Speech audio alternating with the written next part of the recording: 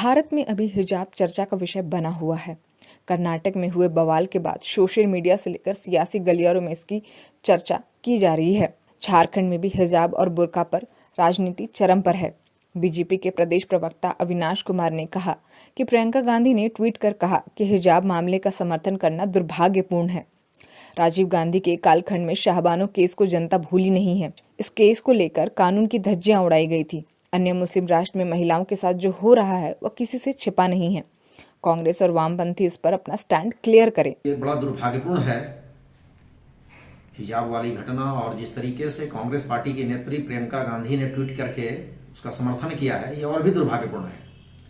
और मैं प्रियंका गांधी से ही पूछना चाहूंगा कि उनके स्वर्गीय पिताश्री श्री राजीव गांधी के कालखंड में शाहबानो केस देश भूली नहीं है, जिस तरीके से कानून की धज्जी उड़ाई गई थी।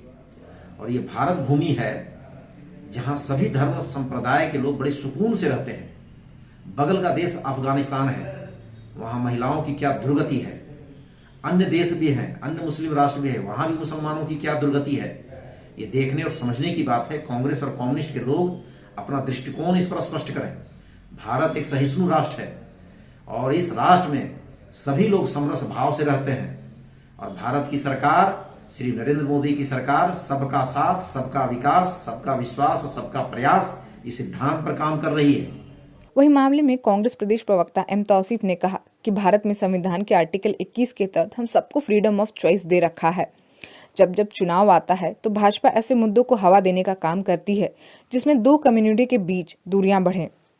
देश में किसान, युवा, रोजगार, इंटरनल सिक्योरिटी की समस्याओं से निपटने में केंद्र सरकार फेल है, इसलिए मुद्दा भटकाने के लिए हिजाब, पगड़ी पर ज्यादा ध्यान देती है। भारत का संविधान हम सबको इजाजत देता है आर्टिकल 21 में कि फ्रीडम ऑफ चॉइस, कौन क्या पहनेगा, कौन कैसे रहेगा, ये आर्टिकल 21 में भारत के संविधान में हम सबको इजाजत दे रखा है। भारतीय जनता पार्टी जब जब चुनाव आता है, 5 राज्यों में चुनाव है, तो वो ऐसे मुद्दों को हवा देती है कि दो कम्युनिटी के बीच में दूरियां बने, नफरत बने, ताकि उसको वोट का जो फायदा हो सके वो हो।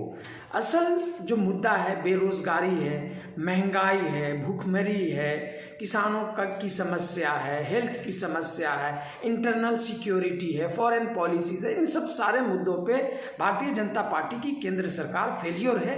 इसलिए इस तरह की बातों पे ज़्यादा ध्यान देती है कि कौन हिजाब पहनेगा, कौन पगड़ी पहनेगा, कौन क्या पहनेगा। एक तरफ ये कहती है कि शॉर्ट कपड़े पहनने के बाद रेप हो रहा है भारतीय जनता पार्टी और उसकी सपोर्टिंग ऑर्गेनाइजेशन, और दूसरे तरफ अगर पूरे तरह से कोई कवर्ड जाता है तो उसको बोलते हैं कि इस तरह का पोशाक पहन करके नहीं आना है। तो ये भारतीय जनता पार्टी का दोहरा चरित्र है और इसको उजागर करना हम सबका काम है, और पूरी देश की जनता इस चीज़ को देख रही है। और जिस मकसद से ये लोग इस तरह का ड्रामा कर रहे हैं, उस मकसद में ये कामयाब नहीं होंगे। रांची से न्यूज विंग के लिए संध्या की report. Giridih is a small place and we have like very less facilities in terms of education and this kind of infrastructure. It came to our mind that basically there should be good opportunities for the students of Giridih, those who are leaving the town and going outside for studies, their higher studies and their education. I wanted my son to start with the coding classes, so I researched it online. I got through all the reviews and everything. Then I got in touch with the White Hat representatives and I was very happy with the progress and all how he was doing. So then I thought that why not to implement it in our school so that all the students are able to learn this thing.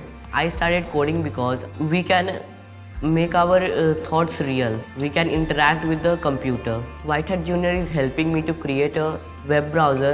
And I think on this part White Hat is actually leading on this coding platform. It is definitely a very good platform and one should implement in every school.